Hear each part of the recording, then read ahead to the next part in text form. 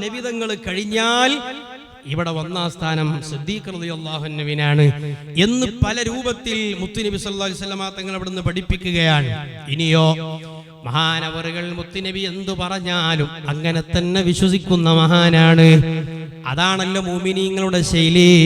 അല്ലാഹുവും അവന്റെ തിരുദൂതരും പരിശുദ്ധ ഇസ്ലാം എന്താണോ പഠിപ്പിച്ചത് അതങ്ങനെ തന്നെ ജീവിതത്തിൽ പകർത്തലാണ് ഒരു മുഅ്മിനായ മനുഷ്യന്റെ ശൈലി.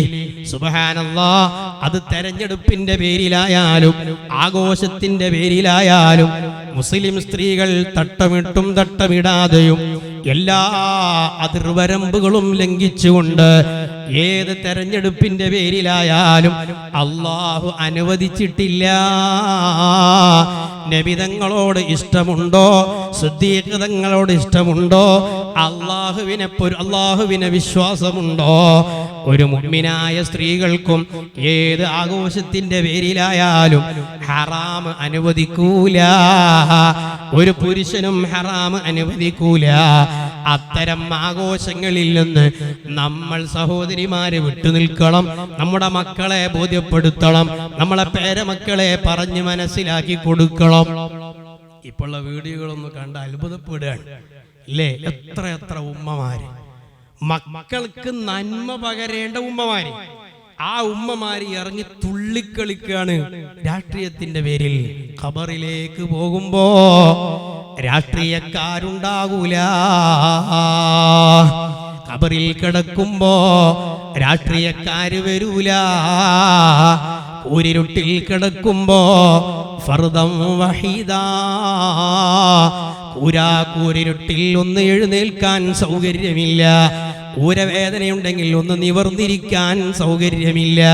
പേടി വന്നാൽ വിളിക്കാൻ കഴിയൂല, വിളിച്ചാൽ ആരും വരൂല.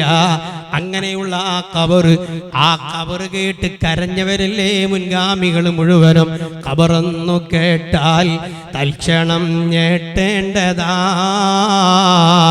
കണ്ടാലുടൻ വാവിട്ട് നീ കരയേണ്ടതാ.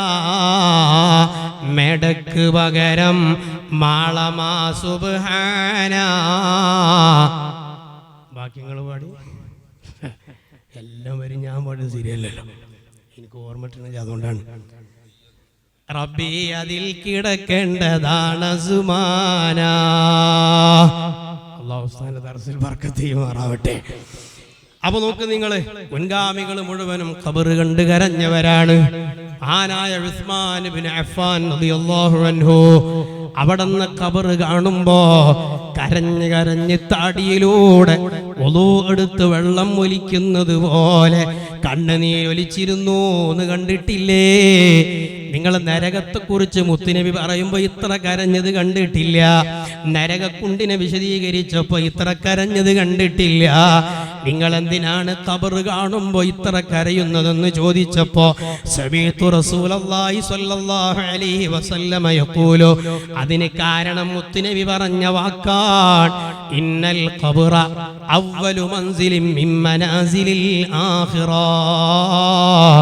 മരണശേഷമുള്ള ഒന്നാമത്തെ വീട് ഖബറാണ്.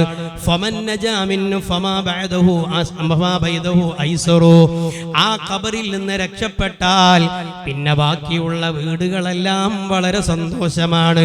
ഫമൻ ലം യൻജു ഫമാ ബഅദഹു അശദ്ദു. രക്ഷ കിട്ടിയില്ലെങ്കിൽ പിന്നെയുള്ളതെല്ലാം പ്രയാസമാണ്. ഈ ഉസ്മാന്റെ ഖബർ രക്ഷപ്പെടുമോ എന്ന് ചിന്തിച്ച് കരഞ്ഞതാണ്. ആരാണ് ഉസ്മാൻ റളിയല്ലാഹു അൻഹു? ഉസ്മാനും ഫിൽ ജന്ന.